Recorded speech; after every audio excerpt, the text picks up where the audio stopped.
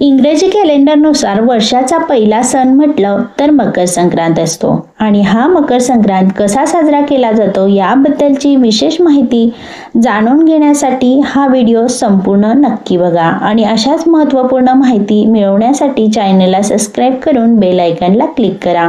हिंदू धर्मामध्ये मकर पर्व हे विशेष मानलं गेलं आहे। मकर संक्रांत विशेषतः 14 जानेवारीला येते आणि यंदा देखील 14 जानेवारी वार मंगळवारी मकर संक्रांत आली आहे। या दिवशी उत्तरायण सुरू होते, म्हणजे ज्योतिषशास्त्रानुसार सूर्य धनु राशीतून मकर राशीत प्रवेश करतो। या दिवशी दान देण्याला खूप महत्त्व मानले गेले आहे। मकर संक्रांतीला सुगडाची अर्थात खणाची पूजा केली जाते। ही मातीची छोटी छोटी मडकी असतात। ह्या मडक्यांमध्ये शेतात पिकवलेलं नवं धान्य ठेवून त्याची पूजा करण्याची परंपरा आहे।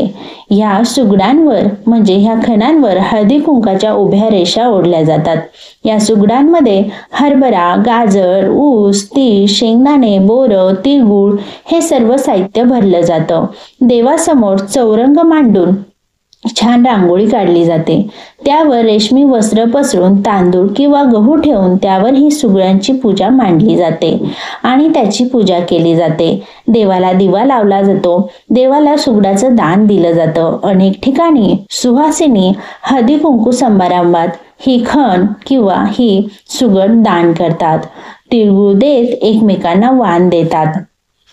तर नात्यात गोडवा निर्माण व्हावा म्हणून हा सण साजरा केला जातो। साधारणतः 5 सुगडांची पूजा केली जाते।